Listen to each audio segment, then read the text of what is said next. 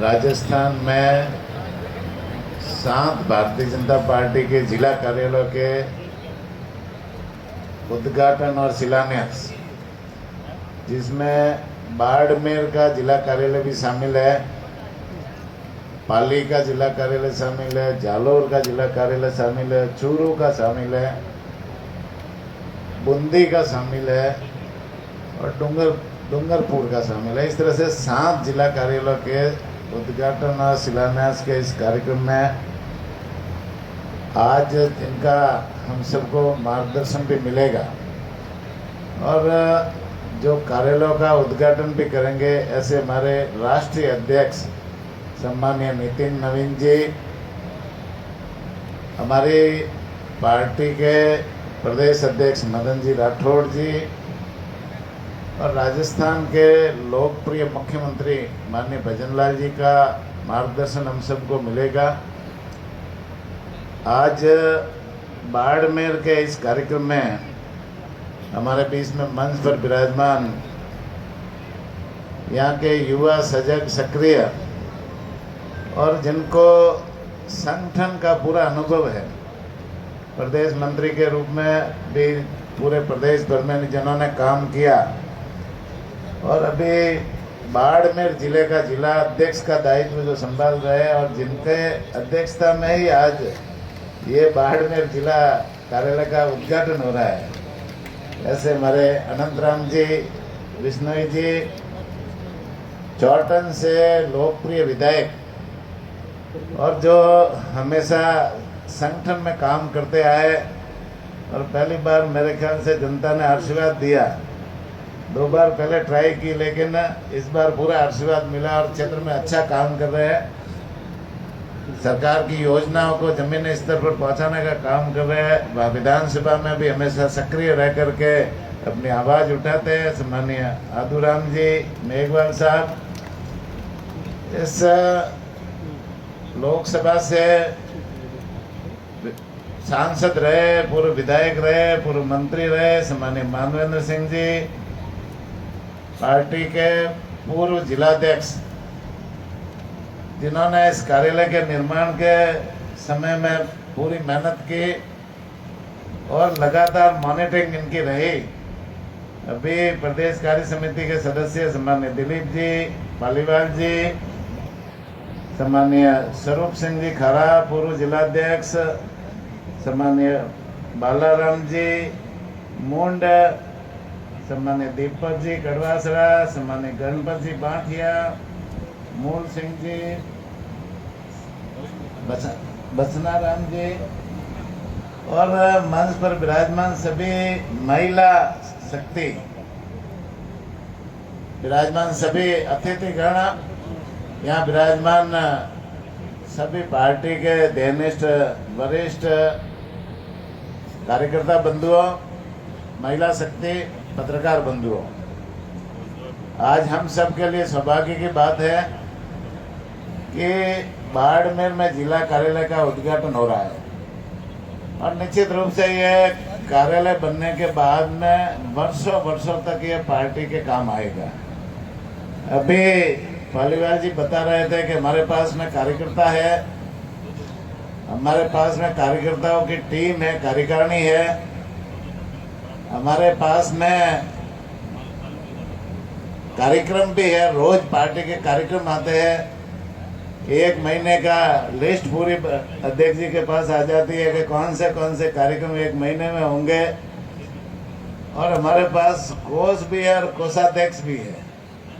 लेकिन एक चीज़ की कमी थी कि वो कार्यालय नहीं था, तो हम रोज जो कार्यक्रम करते थे उसकी बैठ के करनी है, उसके लिए रूपरेखा बनानी है, उसके लिए जो है ना कार्यक्रम के लिए जो तय करना है उसके लिए हमको अलग अलग जगह पर काम करना होता था। कभी किसी का गार्डन लेते थे, कभी किसी का मकान लेते थे, इस तरह से अलग अलग जगह हमें करना पड़ता था।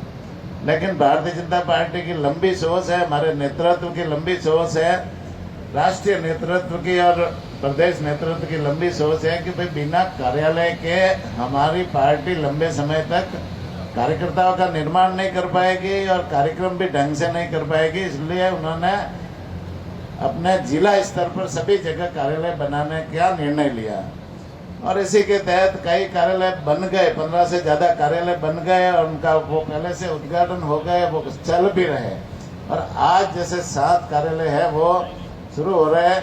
तो हम सब के लिए सौभाग्य की बात है कि अब कार्यालय के उद्घाटन के बाद में पूरे के पूरे कार्यक्रम यहाँ कार्यालय में होंगे।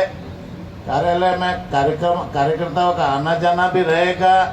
यहाँ कार्यकारिणी की सारी बैठकें भी होगी, मंडलों की बैठकें होगी, जिला कार्यकारिणी की बैठकें होगी और ऐसे कोई सेमिनार है, ऐसे कोई लंबी बड़ी मीटिंग करनी है तो वो भी कार्यालय में होगी।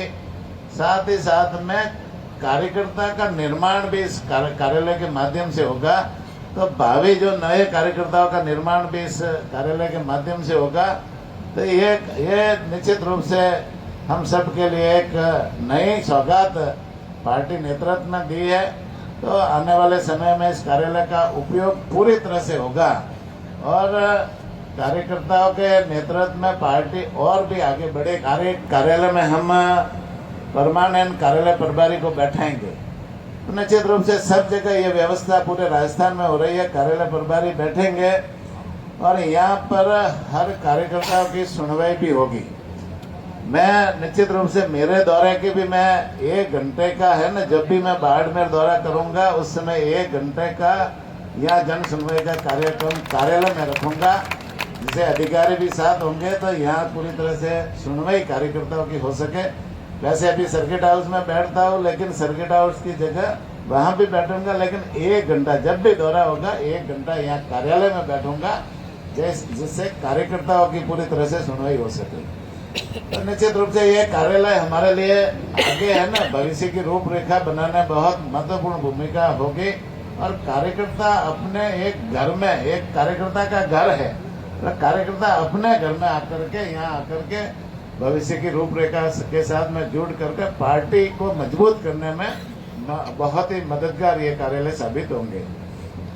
अभी सभी वक्ताओं ने अपनी अपनी बात कही, पार्टी की सबने, पुराने लोगों ने सबने मेहनत की, नए लोग भी इसके लिए प्रयास कर रहे हैं। संगठन को मजबूत करते हुए पार्टी आगे बढ़ रही है।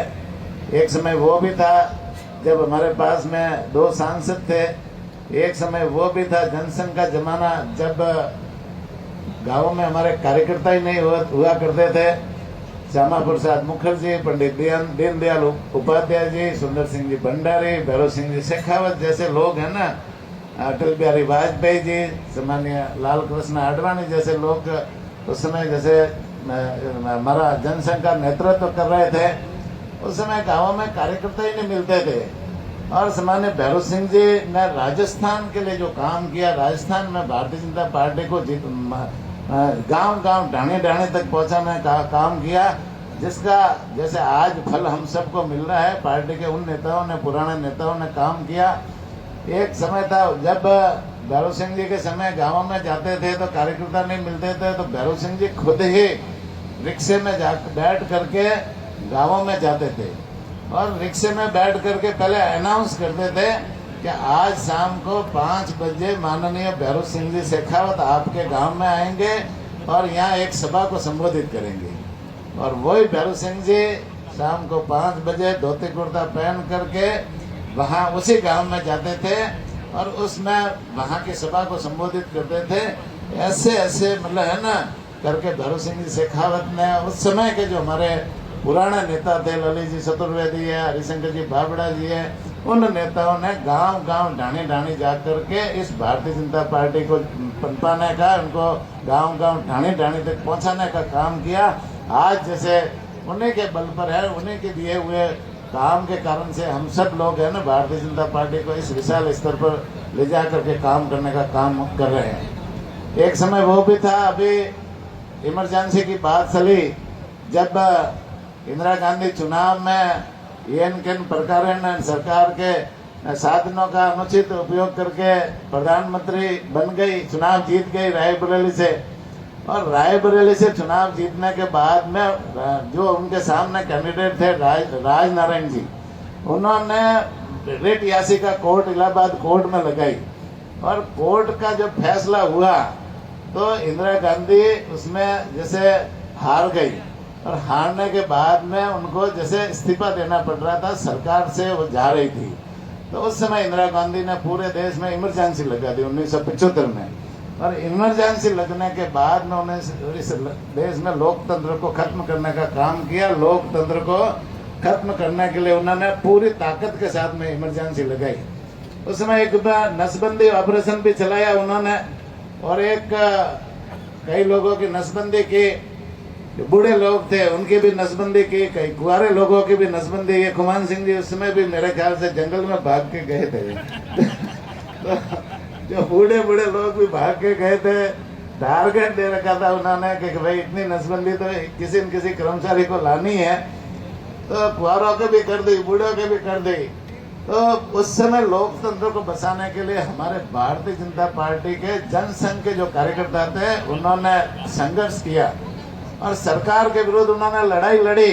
इमरजेंसी में वो जेल भी गए और जेल जाकर के इस लोकतंत्र को बचाने का काम हमारे जनसंघ के कार्यकर्ताओं ने किया। आज भारतीय जनता पार्टी ने उन्हीं जनसंघ के कार्यकर्ताओं को जो मीसाबंदी में जो जेल गए थे उनको सम्मानित करने का काम हमारी सरकार ने किया। आज लोकतंत्र सेनानी है वो माननीय वसुंधरा राजे जी की सरकार के समय उनको लोकतंत्र सेनानी घोषित किया, और घोषित करने के बाद में उनको पेंशन है ना, वो पेंशन देने का काम भी, सहायता राशि देने का काम भी हमारी सरकार ने आने के बाद में किया। अब पिछली सरकार आई उस समय कांग्रेस की सरकार ने वो वापस उनको जैसे वो राशि कैंसिल कर दी। तो अभी हमारी माननीय मुख्यमंत्री जी भजनलाल जी के नेतृत्व में वापस सरकार आई, तो हमने कानून बना करके, एक्ट बना करके वो है वापस विधानसभा में पास करवाया, और वापस लोकतंत्र सेनानियों को जो सुविधाएं देनी है वो हमारी सरकार ने देने का काम किया। तो निश्चित रूप से लोकतंत्र को खतरे में डालने का काम भी कांग्रेस ने किया, लेकिन हमारे कार्यकर्ताओं की मजबूती के कारण, मजबूत इच्छा शक्ति के कारण वो लोकतंत्र भी हम बचाने में सफल रहे। फिर बाद में जैसे हमारी सरकार 1977 में अलग हुई, अलग जनता पार्टी के साथ में विलय हुई, और विलय होने के बाद में जैसे है ना 1980 में फिर हमारी भारतीय जनता पार्टी की स्थापना हुई। 6 दिसंबर 1980 को मुंबई के अधिवेशन में स्थापना हुई, और अटल बिहारी हमारे पहले राष्ट्रीय अध्यक्ष बने। और तब से लगाकर आज तक हमारे जो राष्ट्रीय अध्यक्ष बने हैं सब अलग अलग है ना, बूथ अध्यक्ष के लोग भी है ना हमारी पार्टी में राष्ट्रीय अध्यक्ष बने हैं। अभी जो नितिन नवीन जी है वो बूथ अध्यक्ष रहे हुए हैं, और वो उनको जैसे पार्टी ने राष्ट्रीय अध्यक्ष